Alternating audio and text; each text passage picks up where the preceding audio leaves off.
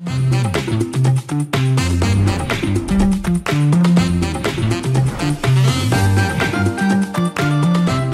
to What It Takes, a podcast built to provide valuable insights for people just like you. Here we discuss industry-specific details on what it takes to navigate a journey of professional success from those that have already done it. We're not here to be vague. We're here to get to the nitty-gritty of it all, and today we'll get to the nitty-gritty of what it takes to start your own exterior home cleaning / water pressure / gutter cleaning / window washing / whatever Jake tells us he does. Here, how to start one and how to run that business. With our guest, Jake. And Tom, tell us about Jake. Yeah, sure. We asked Jake a little bit about himself. So born and raised in Raleigh, North Carolina, lives in Youngsville, where he rents a house with his girlfriend and 2 dogs. What kind of dogs, Jake? 2 labs, and one is an 8-week-old puppy. Okay, the puppy days. I got 2 labs. Yeah. Interest in your free time: sports, golf, video games, sometimes, and playing with your dogs. Your family got mom, dad, sister. All of you live in Wake Forest, Youngsville, not too far. And then business ventures you've run in the past. I found this real interesting. So you've always thought about mowing lawns, doing the landscaping route. Your current business partner thought of an idea to order drinks and food without waiting in lines. Bar Dash. That's really cool. You started your business May of 2020, right there in COVID. Your estimated annual gross revenue from this business this year should be between $700,000 and $800,000. I'm really impressed, Jake, already. Glad you could be on the show, man. Mm-hmm. Thank you. Yep, I'm excited. Yeah, and how we got introduced. And this is why so far we've had, about a dozen guests, and we've had hustlers. And this is how I knew Jake would be a good guest, and his partner too, Gunner, because I know they're hustlers. I started a Christmas light hanging business a few years back, and I became an old dad, had a 3rd kid, and was like, man, I don't want to do it anymore. And other things started occupying my time, and they started doing it as part of their business. I don't know if it's part of Southern Shine. Is it part of Southern Shine, Jake, or something else? Yeah, Southern Shine. Okay. Yeah. So part of Southern Shine and goes along with their business, and it's a great money maker. And I had a small book that I had built up, and they had ran into one of my former clients because I told them, hey, I'm not doing it anymore. And they hit me up and said, hey, how can we basically pirate your book of business? But they were more professional, but I was glad to give it to them. I got to cut up here because I know Keaton didn't give it to you. Come on. How much did he swindle you for? Oh, man. Couple thousand probably. Keaton, I should have come to me and we would have sold it for him for like $50,000. Be like, dude, the sky's the limit on this thing. No, that's awesome. Yeah. So I know you guys are hustlers, and how long have you been running Southern Shine? So we are getting close to the start of 4 years. So a couple months when we first started, we were under the table and not even thinking it was going to be a thing, and then it just kind of exploded. Did you guys have full-time jobs when you started it? Is that what you mean by under the table, kind of on the side, weekend, nights? It was COVID, so it was lockdown COVID. So we were, I got sent home from Charlotte, and Gunner got sent home from NC State. And I was also working at a window cleaning company, got laid off. So we just had extra equipment and just started cleaning some windows. People sitting at home all day during COVID, looking out that window going, man, I wish this window were clean. Yeah. You know? And then we took advantage of the opportunity. Yep. A lot of exterior work, a lot of just outside windows and following all the rules and all that stuff too. So getting it started and everything, were you guys like, hey, Gunner, we got to set an LLC up? I mean, you said underneath the table, but any of that come to mind, or was it, nope, we're hustling cash? Cash was the only thing on the mind at first. We were just like, we need some money, want to go play some golf, want to go hang out with our friends. But then we started getting to the point where it was like, okay, we're starting to rack a couple thousand a week. And we were like, my dad and his dad was like, all right, you guys need to start doing stuff right. You're going to bite the bullet. Government's going to come after your son. Yeah, we still were trying to pocket some cash, but eventually we started doing things more legit and getting everything all set up and all that stuff. And so what were those first steps? Sounds like dads, right? Kind of gave you a little nudge. What were the first steps you took to legitimize the business? The first steps, obviously, the LLC, doing all that stuff, getting insurance because people were asking us when we were pulling up to their house in T-shirts and no uniforms if we're insured. You guys are wearing sweatpants and loafers. Like, dude, we're here to do some work. All the ladder work. I mean, we were getting asked if we were insured, so all that stuff. And then, I mean, all the basics. There's a ton of stuff we had to do, but and then we started building our logo, our brand, which we had a good guy. He's from Wake Forest too, Jack Denny, did that stuff. And from there, kind of just started snowballing through like marketing and all that stuff. All right, Jake, you're underselling it, dude. Scoop me back a little bit. Give me some more time here. Let me unpack the ton. What do you mean by ton of stuff you had to do to get set up? You talk about ladder safety. You talk about insurance. What did you do? Did you use a third party to help you? You mentioned a name in Wake Forest, somebody you knew. Give me some more nitty gritty here. Well, yeah. Let me slow down. I mean, no, I get you, man. You're proud of your business. I think you're doing it. I mean, to see $700,000, $800,000 on your year 4, I'm extremely impressed. But hey, our listeners, we want to hear how did you do it? If somebody is listening to this podcast, we want them to hear from you, Jake, on going, hey, here's some of the steps I had to take to get legitimized and get set up. Yeah. So, I mean, I guess the first thing is you got to get down and dirty. I mean, especially with a blue collar business, Gunnar and I were out there in the start. I mean, I think my first house we did was my parents, and I did it by myself. I think it took me almost 7 or 8 hours. A job like that nowadays would probably take us an hour. And then give me the size of your parents' house. 2,300 square feet. I mean, it's pretty standard 2-story house. And when you said you did like the entirety of the house, what all, because I know you guys have several services, what all did you do to their house? Inside, outside, window clean, about, I believe, 22 windows. I mean, I wasn't even really good at window cleaning yet because I had just worked for another company for only 3 months. I'm still getting the hang of it all. But I was just so bored. It was COVID. We were locked down. I'm going to do something. So after that, Gunnar, we had talked about starting some businesses, but I was like, dude, we could have just charged $250. I mean, $250 is a lot of money, especially when you're used to a $500 paycheck for a whole week. And so my mom was happy. So she, biggest supporter, got my neighbor to sign up. I think we're going to charge her $80. Like I said, it's probably a $250 job. And the next thing she knows, she was so happy. She said, what would you really charge? And we were like, we wanted to charge $250. And she was like, well, that's what you're going to get. And so from there, we kept moving up. And then after that, I mean, Gunnar's mom, she's a real estate agent, posted on her Facebook. I mean, we probably had 20 or 30 estimates. We're like, whoa, like we're not ready for this. And those come from, so you're a real estate agent, those come from homeowners themselves or from realtors? It was mainly just homeowners and friends. And it was a lot of, actually, a lot of other business owners that were reaching out because they liked our hustle and liked our job. So they were taking a chance on us, even though we were showing up in a. So maybe let me ask that, Jake. You guys do residential and commercial now. Mm-hmm. Yep. So keep taking me down the path of residential, because I imagine you probably built up a book of business from residential first, got 1 or 2 commercials, and then started entering in. Or am I wrong? No, that's right. Definitely going to be the start to pretty much any blue collar business. I mean, you got to get your name up there, take pictures of your work and all that stuff. It's the easiest route because you can be a little bit cheaper and get those jobs at first, especially with like family and friends. But after that, I mean, I don't even think we got our first commercial job for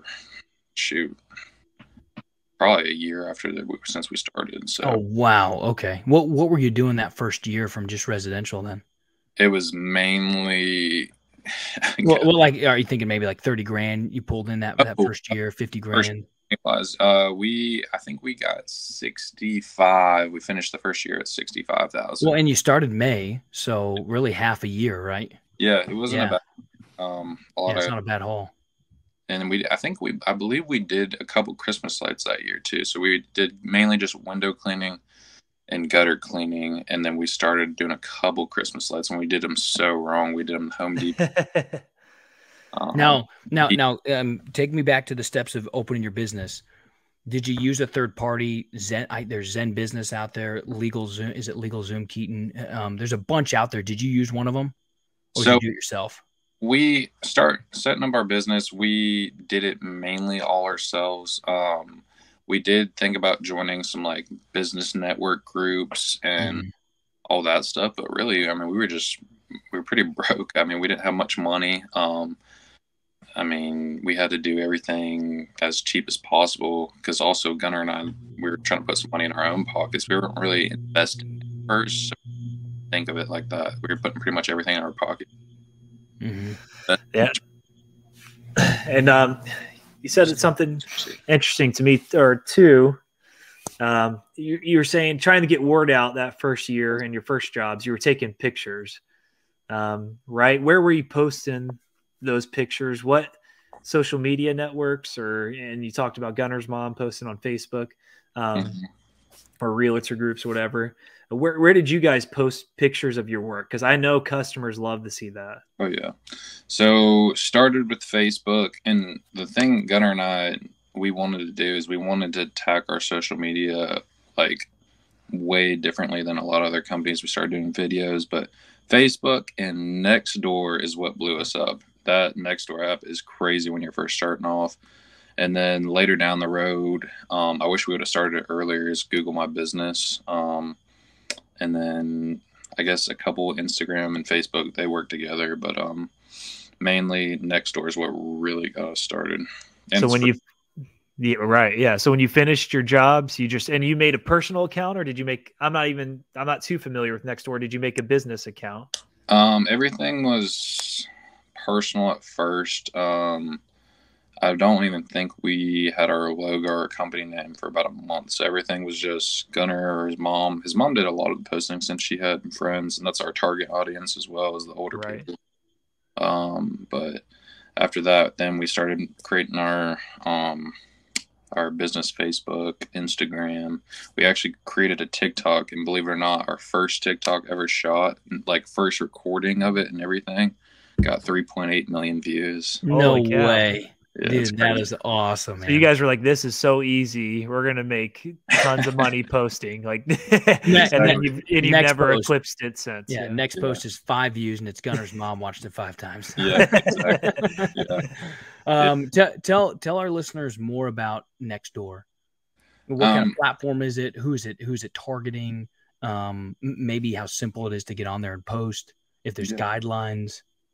Yeah, so Nextdoor is basically it's about I don't know the exact radius, but it's a neighborhood and a couple neighborhoods around, and you can get on there for free and post. I mean, almost like basically the same stuff as Facebook, but it's mainly recommendations. I think you can sell stuff on there, but I mean it's not much different than Facebook. The only thing I would say is it's more. When you get a recommendation on Nextdoor, it's more like trustworthy, I'd say, in a way, because you'd really trust your neighbors rather than someone all the way in Roseville that you don't know. Or some Google My Business 5-star that has the name, not to offend anybody, but some crazy name that you can't pronounce, right? Exactly. Where you're just like, I don't know if this is a legitimate review. Is this bot, right? Because people will buy the reviews. Whereas, if I got a neighbor who's like, this is Jim, your next door neighbor 3 doors down, dude. Jake's killing it with his window washing. You guys should use him. Boom, post. Exactly. Okay. That's really cool. And then, so mainly in the beginning, gutter cleaning and window washing, right? What equipment, and you said you guys had some equipment from your prior working. What equipment did it take to start? And I know a little bit of this because I don't know how, but Gunnar and it must have been when you guys just started I remember when you guys were just starting, because Gunnar called me in my daytime job as an insurance agent. And he said, hey, I got a 2006 Jeep Grand Cherokee, put the most minimum coverage you can on it. Yeah. And and I got a little bit of contents like to cover. And I don't know what the policy was. It was like $500. It was nothing. It was like $500 a year. General liability policy we got you, and then we covered the truck or the Jeep too. Yeah. But what else did you guys need? So the Jeep was the luxury. We started actually. So really, we had nothing. We had a wagon and a horse. Yeah, exactly. We walked to all the jobs with the ladder on the back. That's right. So no, I had the window cleaning equipment. Technically, it was my old company's. So what's that comprised of? What's the window? Dirty. It was just some squeegees, a brush, some steel wool. I mean, just the basics. And then my dad had a couple ladders that were extremely old and heavy. And we used wooden ones? No, they're a big old fiberglass one. My dad had a wooden ladder for probably, I don't know, my entire childhood that we had to rickety on that thing and put Christmas lights up, dude. Hated that ladder. Sorry, keep going, Jake. Flashbacks to horror. All right. Yeah. So yeah, the ladder, I think everything was my dad's as far as ladder, and then Gunner's mom, both Gunner and I had small cars, sedans, so we couldn't use our cars, so we used his mom's Tahoe for the ladders. You're just stacking them up on top? Yep, just stacking them up on top. And then we, I think, racked up, I mean, we didn't even have probably $1,000 in the business bank account, and we went over and got that Jeep, which was our work truck. From there, all we needed was blowers. I mean, not expensive blowers, but little handhelds. I think we used a Ryobi electric blower, one of our dads, for a while for gutter cleanings, which I couldn't even imagine doing gutter cleaning like that now. And we had the Jeep. We had a couple blowers and squeegees. That's about it. And it was a mess. That thing was stinky. No AC. No AC, man. In North Carolina in the summer, and no AC. I lived that, and yeah, growing up, that's my siblings and our car. We had like a 2000 Jeep Grand Cherokee, and it was no AC and stinky too. And I was the last one handed that Jeep. So yeah, I know that life. That's rough. And you guys were, I mean, we talk about grit a lot on this show. Mm-hmm. Definitely sounds like you had supportive parents. Yeah. But man, a lot of grit and grind going through, and a lot probably more difficult than just, I don't know why that fast food job. I mean, it's easier to go clock in, clock out, and not have to take it home with you. But this sound like this is what your life was for a while. Well, and the problem solving, right, Jake? I can just imagine you guys being like, dude, how are we going to get this stuff to the job? Well, let's ask your mom to use your Tahoe. Great, we found a ladder. This Ryobi, I don't know, it'll blow something, you know. Let's get this thing up there, and let's figure out this job to be a hustler. Hustler, grit, grind. I mean, you fit all the narrative of all the entrepreneurs we've had on here so far. I just love it, man. I mean, you're emulating it, and now you're getting a payoff from it, which I wanted to know too. How often are you and Gunner going out and doing jobs still?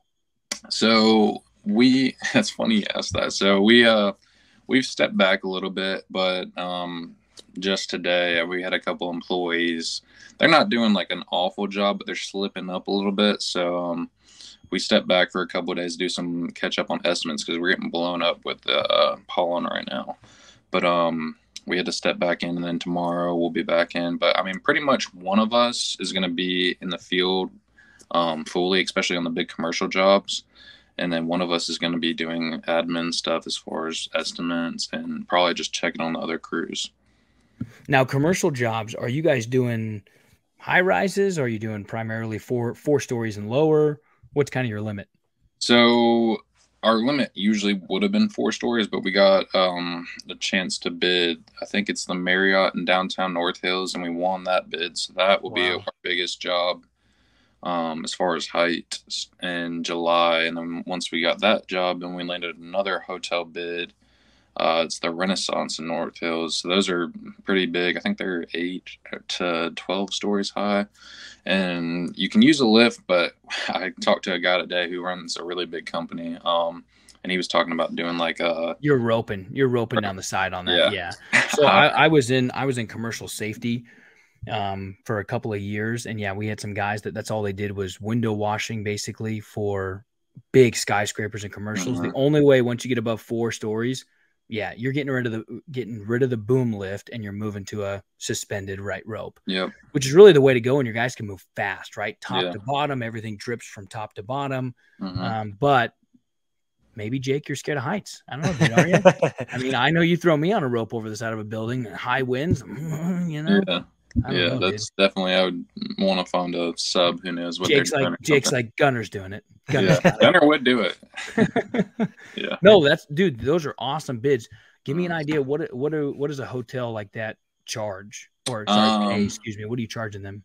So it's based off a couple things. You got to be quick, and you don't want to have the beeping of the lift or the water hitting the window. So you got to be quick. So you got to account for that. Then you got to get your lift. So I think the North Hills one's around 15,000. And then the one across the street, it's a little bit bigger. That could be anywhere to $20,000 to $30,000. Okay. Yeah, and you're usually going to throw like 5 to 10 guys on this job, right? Yeah, we'll probably bring out our whole crew and just get it done as fast as possible. Okay. And how did you get involved in the bidding? So that's we were actually doing a Christmas light job, and the guy liked us, and then he asked Gunner to come look at this hotel, and Gunner was like, "What hotel?" And then it was a massive hotel down in North Hills, and he's like, "Can you do it?" And we're like, "Yeah, we're gonna figure out a way." But we also know there's a company called Southern Outdoor Restoration. They're massive. I'd have to guess 10, maybe even $20 million company. But we made a really good contact there, and he is great whenever I have a question about how should I do this or all that stuff. I mean, he basically just makes you feel a lot less stressed out. He answers all your questions and all that stuff too. So he's probably like a mentor. Yeah. Exactly. Yeah, I think he said two really important things there and themes that we've seen. One is sometimes you have to walk into the unknown. If you get paralysis by analysis, y'all probably want to be anywhere near where you're at right now. But instead you're saying, yeah, we're a window cleaning company, and your neighbor's like, Jake, I saw you yesterday. You're laying on the couch. You're not a window cleaner. You're like, yeah, we are. We're a window cleaning company. Yeah. And then, and you just go and do it and you learn. And then two, to expedite that learning process is finding a good mentor that's been in the game, that knows how to do it. How did you find, you said you made a good contact. How did you make that contact with Southern Restoration, you said? Yeah, Southern Outdoor Restoration. I was actually there. They have two offices. One of their offices is next to where all the local pressure washers get bleach and fill up their tanks. And so I saw them cleaning this massive, I'd have to guess $120,000 boat. I just walked up to him. I was like, "Man, how do I get a boat like that in this industry?" And then we just hit it off from there, started talking. He showed me some of their shop. They do the WRL, what's it called? Dorothy Dix Park. I think it's like a $2 million Christmas light job just right there alone. $2 million. See, Keaton, should have sold it for more. Exactly. That wasn't Dorothy Dix what I had. Yeah. Yeah. But just talking and just cool guy. And then we also, we even hung out with him in Nashville because there's a huge pressure washing convention that he recommended us to go to, and got to know him pretty good. So let me dive into that pressure washing. So you're doing pressure washing. So window, gutter. Now we're doing pressure washing. Before I go on, is there any other business I'm missing? Christmas lights. Christmas lights. Christmas lights, and then also gutter guard installation. Gutter guard. Okay, so do you partner with somebody for that? You're like a distributor. We just buy them from, I guess, Amazon is it's called Raptor Gutter Guards, and then install them that way. But we did get in contact with Leaf Filter, but we haven't pulled any triggers there. They're a really big company, but no, cool. Very, very cool. Yeah. Tell me about pressure washing. Did you start out with a Ryobi sprayer, hand one, and just hitting driveways? What did you do? How did you build that one? I think I understand the windows, very residential, slowly grew over the course of a year into more commercial, but pressure washing, how'd you get into that? Yeah. So pressure washing costs a little bit more to get into. So window cleaning, we built up, got our money stacked away, and we knew we wanted to get into pressure washing because everyone was asking about it. And so we finally saved up enough money, and we saw a Facebook Marketplace ad, just, I think it was a $4,000 pressure washer. And so we're like, I think that's exactly what we had in the account. We drove up there, knew nothing about it, and saw that turned on, saw that sprayed water. This here water sprays well. I'll take that trailer. That's awesome. Yeah, exactly. Dude, I love it, man. Could have been a garden hose, and you'd been like, dude, we're buying this thing. Yeah. Dude, you're so gritty, man. I love it, Jake. Dude, keep going, man. Yeah, so then we bought that, and a couple weeks after that, we were getting blown up for pressure washing, so we went ahead and stacked some more money up, and we got our second rig, and that one was in Texas. We drove all the way to Texas because Gunnar and I were hanging out one night, and we were just, there's like a whole pressure washing page where you can look at trailers being sold across the whole country. And I think he had it listed at 75, and we were like, if he takes 45 right now, because he said he had to have it sold by, I think, 2 days, within 2 days, we were going to drive all the way there. And Gunnar calls him. He's like, yeah, man. And other than his word, we drove all the way to Texas and got that trailer, and it worked out. Was this recent? That was 2021. So, I mean, okay. Pretty recent, I guess, 2 years ago. But we drove all the way out there to and get you talked about, for these novices, the pressure washers like me. That's what, like Tom said, that's what I would think. You go and buy the $400 one at Home Depot. Right. So what makes these $4,000 worth, $7,500, and these are used, right? Yeah. $7,500 worth. What all equipment is on this that you need to be able to do commercial and a good job residentially as well? Yeah. So, yeah, $4,000 is pretty much on the low end. So they basically, it's the gallons per minute. Probably the Home Depot Ryobis are probably at 1.8 to 2.7, maybe even a 4 gallon a minute. But that will increase the flow of the water and how fast you can move the surface cleaner, which is like the lawnmower of concrete. And then, but now we bought a 5.5 gallon per minute, and now those are pretty cheap. And then the one we bought in Texas was 8 gallon per minute, which we have all of those now. Basically, the higher GPM gallon per minute is what you want. I think they make up to like 12 or something like that. And are those, how big are they? Do they have to be pulled on trailers? I mean, how do you get them around? Yeah, the reason why you have to have them on a trailer or a flatbed truck is you have to have a buffer tank because you're pulling so much water. So you got to let your buffer tank fill up with water. And you got to have hose reels. Like a Ryobi, you probably only got 50 feet of hose. You got to have around 250 feet of hose. You got to have water hose as well, pressure hose, water hose, surface cleaner, your chemical tank. I think our first machine had a hot box, which means it can make really hot water to clean like grease at gas stations and all that stuff. And how many units are you running now? So we have 4, but we're trying to get to 6. But like I said, once you get the higher ones, they're, I mean, $6,000 per piece. So on the pressure washing, is most of your business residential on that as well, or have you leaned more commercial? Revenue wise, it's commercial, but volume wise, I mean, residential. We're doing freaking 600 every time you're washing a window, you're scrubbing a driveway. Yeah, it's a lot of residential. Every day we're getting calls, but the money is in the commercial work. So how much are people charging for driveways? I guess a standard, say 4-car driveway, probably anywhere from 150 to 250, but then you can get some that are 4,000 depending on how long they are. Okay. And what about the exterior of a home? That's square footage. So, usually last year we were around 10 cents a square foot, but a lot more guys are jumping into the market, so we had to go down a little bit. We're between 8 and 9 cents a square foot. So 20 to 200 square foot house, you're probably around $200. And you're just going off of the square footage of the home, not necessarily the walls you're cleaning.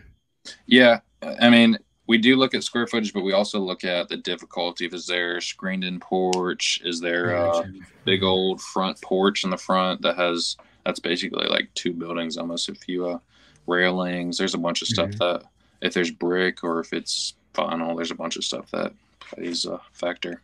And then, so you got residential, massive volume. I imagine your guys are, I picture Jake, your guys pulling up to a driveway, pulling up to a residential. They're pulling a trailer pressure washer, but they're showing up to wash windows, right? They're prepped for maybe an upsell.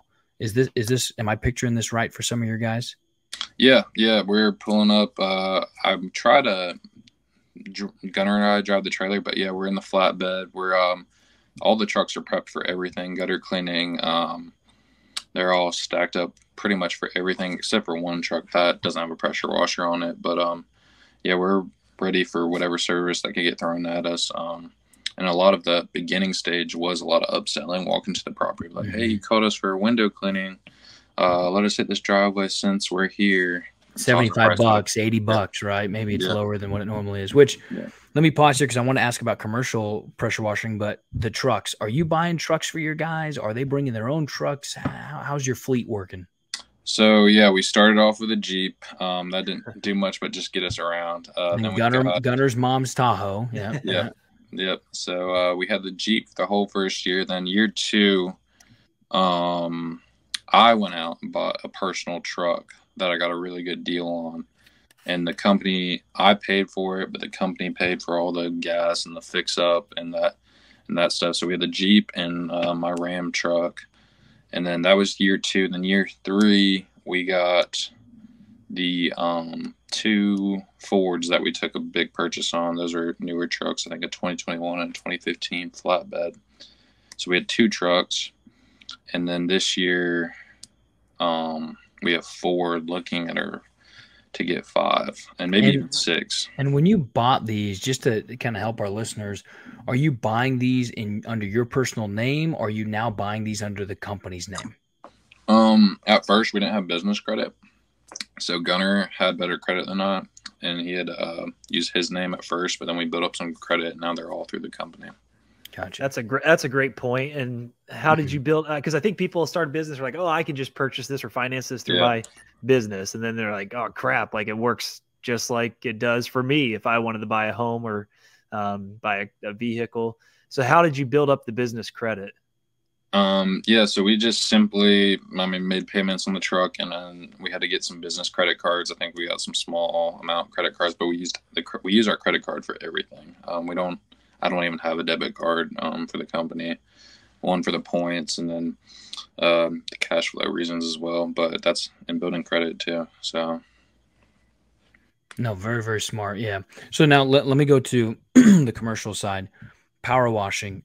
Who's your target market? Are you doing restaurants, car washes, apartment buildings, Marriott's downtown? Who are you hitting with pressure washing? So majority of our work so far has been apartment cleanings, like breezeways, and they are dirty. Concrete. The breezeways out in Raleigh, Durham. Nasty, trash is everywhere. But that's where majority of the money is for commercial work with us. Now we're starting to get a couple of hotels. I think we did a couple. We actually got the bid the inside of a warehouse, which we backed away from because we just weren't ready for it. It was a little sketchy with all the lighting and all that stuff. But it's a lot of apartment complex gutter cleanings. We probably did, I don't even know, probably 100 apartment complexes.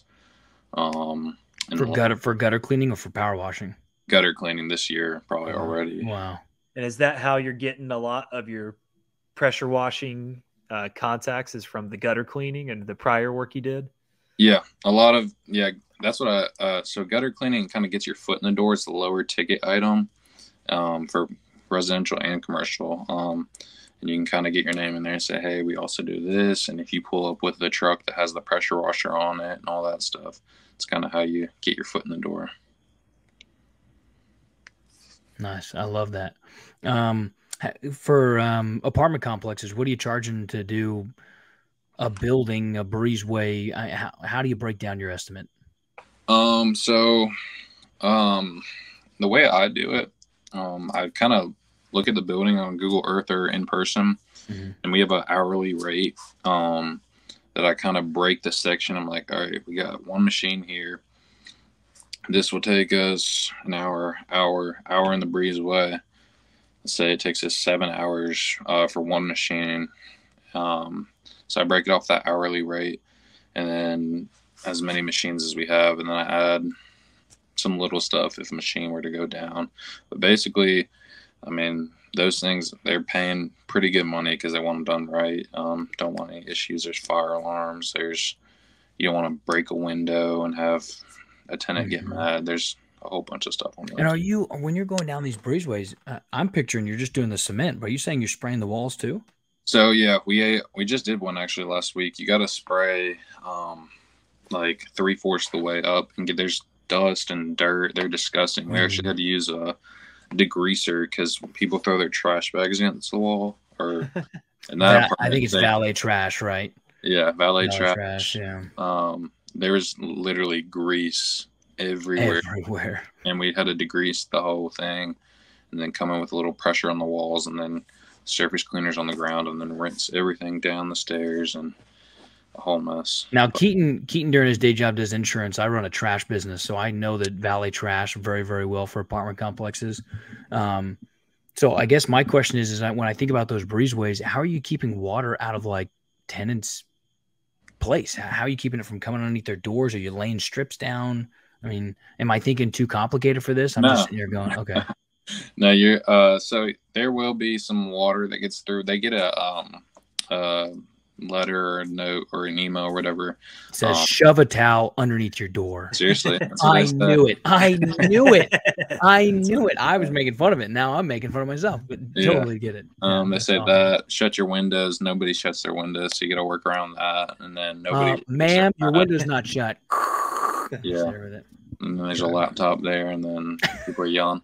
We actually had one lady. We were in Greenville, North Carolina, and she was mad. Water was getting into her and through her door, and the maintenance guy was like coming up and blocking her off. She was like trying to fight us, but Jake was stepping back, dude. Jake was like, dude, she swings once, I'm laying her out. Yeah. No, I'm sure you're a professional about it. I'm sure you're right. Yeah, the maintenance guy helped us out on that one. So great. You're doing breezeway, apartment built. Like, how much are you charging? You know, I think about my valet trash, and we're charging, you know, anywhere from, I mean, on the very, very low end for maybe a mid-rise, like $850 a door. And then we're as high as maybe $1,250 a door, depending on how many floors, how difficult it is, if there's a compactor, dumpster on site. But you're doing pressure washing.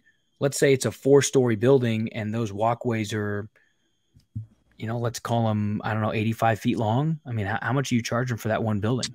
So I guess probably our range, probably a lot of buildings start at like as low as $500 and then go up to $1,500. Depends if there's a lot of brick, because brick isn't, you don't really have to pressure wash brick unless it's really dirty. A lot of bricks doesn't usually get that dirty. The stuff that gets really dirty is the vinyl in the gutter area. So that plays a factor, but I'd say the average cost for a building is probably $800. It's not as expensive as you would think, but there's usually 10 to 15 buildings. We even did one near North Hills for 33 buildings. 33 buildings. And then the big upsell is the concrete, as far as that's a different service. So the building's one service, the concrete's another service. So that's how the really large tickets come in with apartment cleanings. Now, when you say concrete, sometimes these breezeways are concrete. So that's what you're talking about? So usually we include the breezeway concrete into the building. Then anything on the outside of that, dumpster pads, sidewalks, curbs, which is always a trouble with cars parked there. I mean, pool decks, there's a bunch of stuff to get clean. It just depends what their pocketbook wants to do. So you mentioned, just for numbers sake, you mentioned like a 7-hour job, and from what I could gather, it sounds like maybe like $800 for that job or something like that. Does that sound right, or am I way off there? Yeah, I mean, typically for a residential day, we try to shoot for like $1,000 a day. Commercial, I mean, it depends on the job. It can go up to $2,000 or $3,000 a day per crew. So it depends on if you're moving, if you got 2 machines on out there or 3 machines. And what are the margins on that? So if I'm just trying to think, like, how much are you having to pay your crew? I mean, how much do you pay them hourly? And then the work or the trucks that get out there, I don't know if you have to have chemical solution in there. Yeah. I mean, No, your insurance on the trailer, your sure, insurance on the truck, right? Yeah. So, I mean, has there been a way you guys have figured out your margins, or have you kind of just gone, like, have you priced something like, okay, we won this job and like, oh, we didn't make that much money, next time we charge a little bit more? How have you kind of built this pricing model?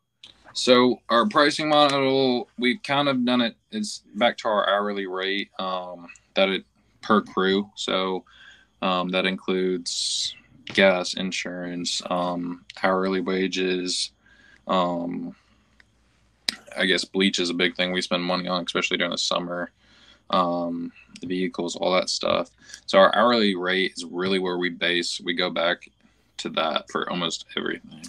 And then obviously there are some jobs where, like, dang, we didn't make any money. And then, like, there's a job next week I'm probably losing money on, but I'm doing it for the experience of, like, doing a commercial building with a couple guys that are newer and just training them out. And what's that? You mentioned that hourly rate. I don't know if I missed it before. What is that hourly rate? So it also depends what crew, but usually it's about $150 an hour. If it's Gunner and I, we might shoot for $220. But for a normal crew, it'd be probably about $150. And that's total hourly, right? There's 3 guys on the crew, $50 a piece, getting to $150, right? Okay. Yep. But if you can bill it for $150 an hour, you've built in your margins, is what we're saying. Yeah. Okay, that makes sense.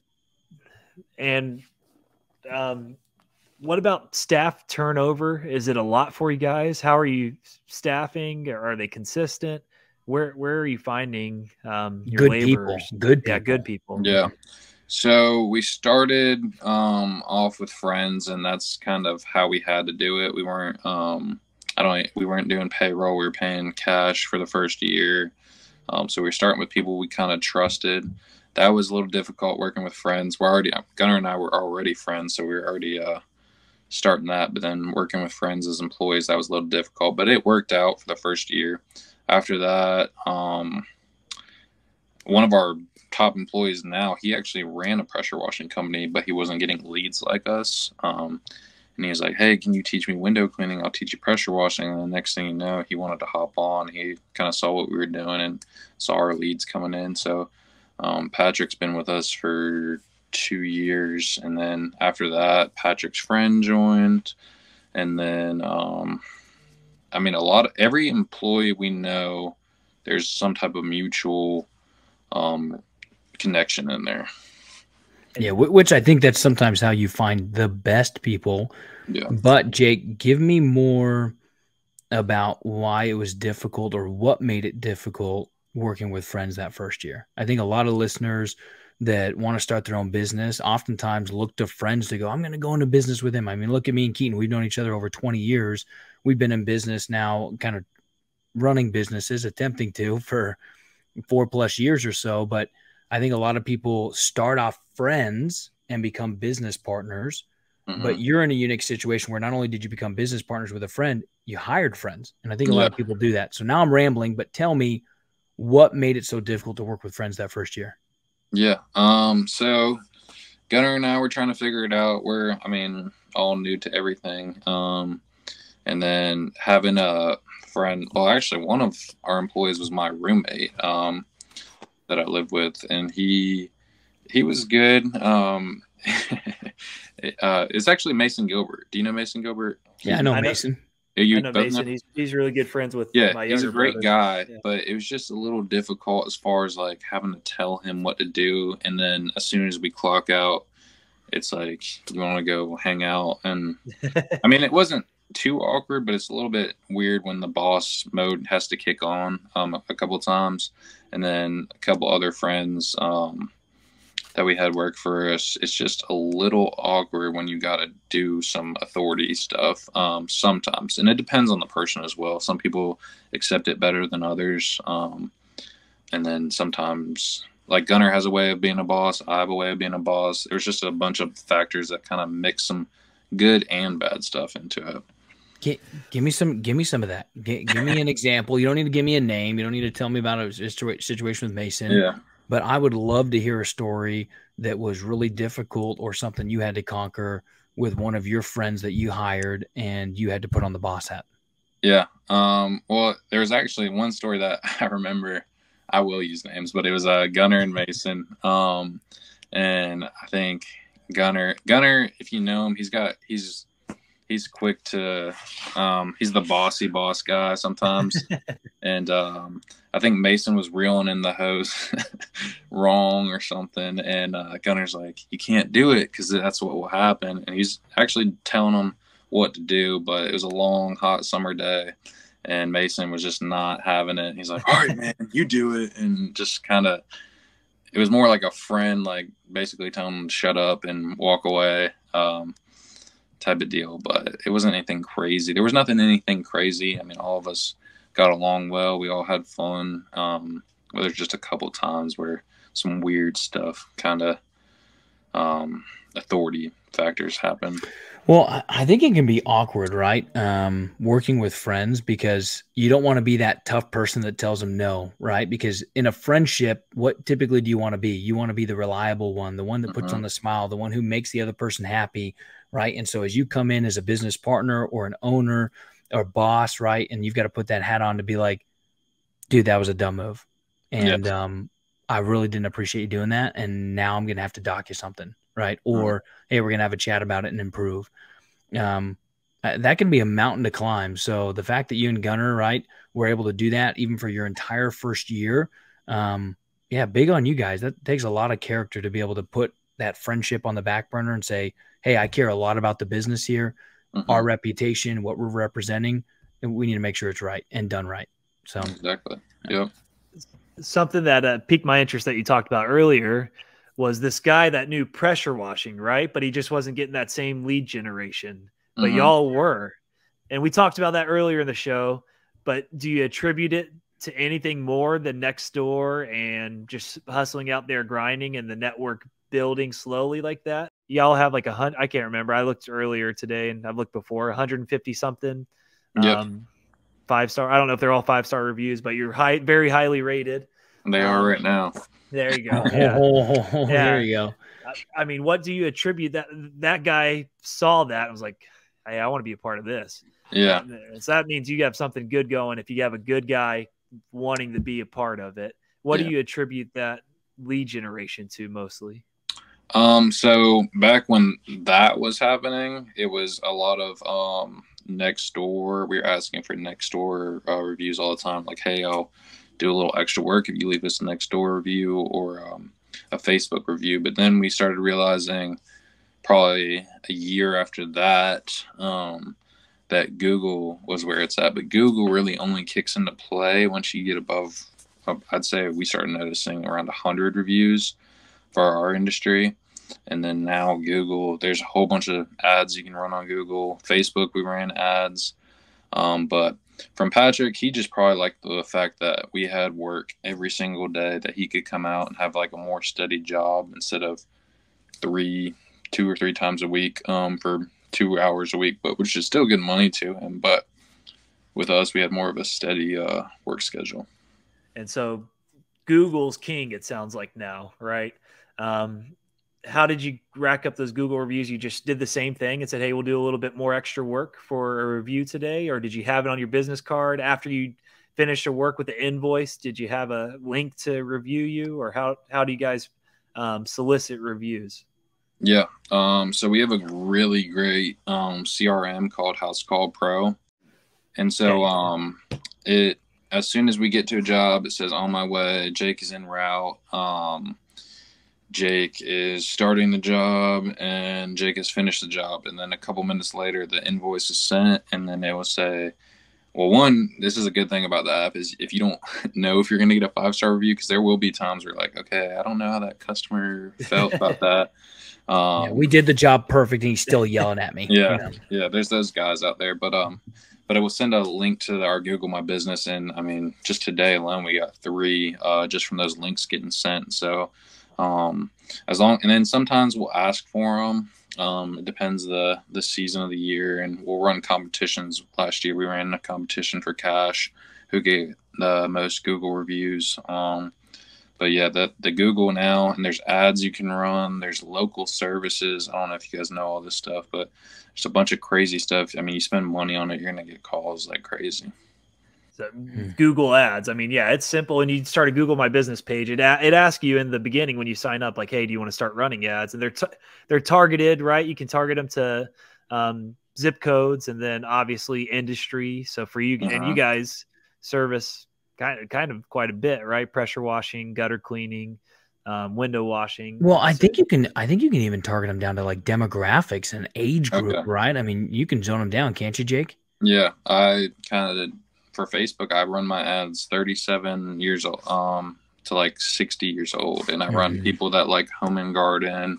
And one time I wanted to put an ad right on top of Hazen Tree because I wanted some houses on Hazen Tree. You can do some pretty cool stuff with Facebook. So with your advertising, then all of it, you get a bunch from Google My Business, but would you say the majority of it comes from Google Business? Like, what percentage would you say comes from Google? Right now, Google is probably where, if I would put a percentage on it, I'd say 25% right now. And then a lot of it's still to this day recommendations and word of mouth, and then Facebook's a little bit. We kind of tap into everything, but Google is a big chunk of it. And it has let us, like, we landed Lewisburg College. We got that from Google. Wow. We got an apartment complex from Google. There's some, because right now we're at the top for a certain Google ad. And that obviously we pay for that, but it's paying off like crazy right now. Sure. I mean, you talked about a job you did in Greenville earlier, and Greenville's an hour, 15 minutes away from us, right? Something like that. Yeah. I mean, is that thanks to Google, thanks to a referral? I mean, how did you get work out there? That was through, so we subcontract for a company that basically works on apartment complexes, and they needed a pressure washer out there. So basically we'll bid anything in North Carolina. And if they win the bid, then we win the bid, and we'll go pretty much anywhere. And how did you I mean, you guys are crazy. I love it. How did you get in touch with this person that you sub for? So, I mean, just luckily, my girlfriend's mom, her friends he was one of the guys. He's the president of the Raleigh location, and he's like, man, you need to do some pressure washing for me. And that was when we were just doing window cleaning. I'm like, I'm not ready for that. I'm definitely not ready for an apartment complex. But whatever year it was, last year, 2022, when we were like, all right, we're gonna do this. We're gonna figure it out. And so we bought the equipment to get ready for it. And then he sent us, I mean, I think last year, to put a number on it, he probably sent us $110,000 worth of work. That's awesome. Wow. That's incredible. The more we talk, Jake, with you and others, I got to tell you, man, I don't know if you've read the book, but The Who, Not How. Have you ever read that book, Who, Not How? Dude, you should go pick up that book, because you are a spitting image of that book. Basically, you've been able to find within your network good connections and good people that have led you to grow your business. Right now, I don't want to use that as a discount or an excuse to say you didn't work hard. You and Gunnar put in the grind. You guys were probably at some points putting in 20 hours a day, right? Grinding, doing all the work, getting muddy, getting dirty. But man, it sounds like those people you surrounded yourself with, you opened your mouth, talked to, networked with, they're the ones that helped you take your business from, hey, yeah, we're just kind of doing cash underneath the table, we're sneaking it behind the government's back, great, to, dude, we're going to rake in, $800,000, maybe break $1 million here if we land some really big contracts like these hotels and others, or apartment complexes, real short around the corner.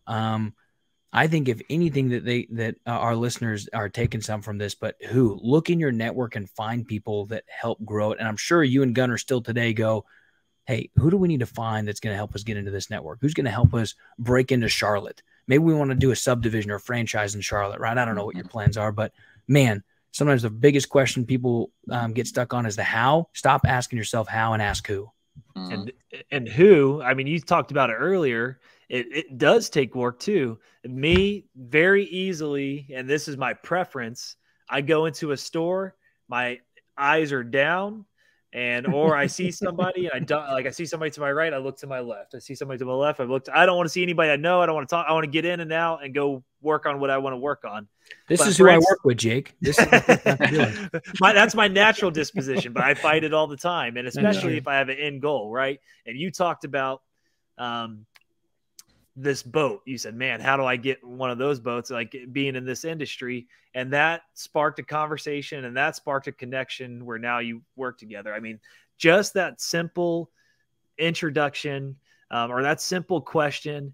People, and he's your mentor, right? The one that's kind of mentoring you on some of these bigger things. Yeah, right? We got a couple, but he's a great one. Yeah, he's pressure washing.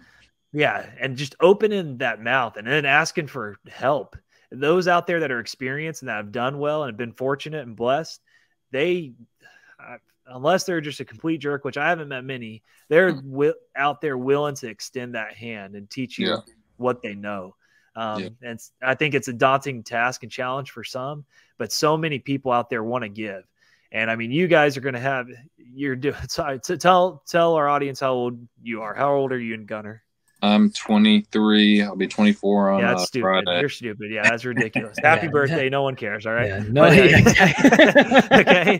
No, that's awesome. 23, 24 years 23, old. dude. Almost $1 million company. Started at 19. Yeah, y'all are and started because COVID, colleges basically shut down and you were home bored, and I love it. And instead of just sitting there enjoying the time off, you guys racked your brain. But anyway, yeah, just that networking and asking for people to help. You guys are going to have, and I know you will in the future, you are going to be the mentor for so many, but you couldn't have been and you won't be unless you keep asking those that have already done it. And we've seen that with everyone we've talked to that's had great success. They have had mentors and they haven't been afraid to ask. So I love that about your story. I do have before we get off and we'll finish here, I had two logistical questions I had to ask. First, you're racking up this equipment, these trucks, these trailers. Where do you freaking park these things? So that's a sticky question, but yeah, see there. So Gunner's mom's driveway. Yeah, no, seriously. So we in October we knew our growth was happening pretty quickly, so we went out, looked for a shop. We found a brand new build shop in Youngsville. It's a mile from my house. And we signed on that. They said it'll be done in November or December. So now we're still not in it, and we're about to be in the heat of the season. So you say shop? It's like a warehouse, or it's a 1,500 square foot building with garage in the back, 2 offices, got a little kitchen area, bathroom, some parking, and all that stuff. But right now, I've got just in my front yard, I've got 2 trucks, a trailer. Gunner has 2 trucks. He actually has a barn. He lives out in Roseville, and that's where all our Christmas lights are. I've got ladders. It's a mess. Don't let that barn if I showed down. you this room right now, it's full of uniforms and. I see the boxes. I was like, is it really? Yeah, exactly. That's the grit and grind it takes. Yeah, I mean, y'all are awesome. I love it. And it's so stupid that you're 23 and 24 years old, but also awesome.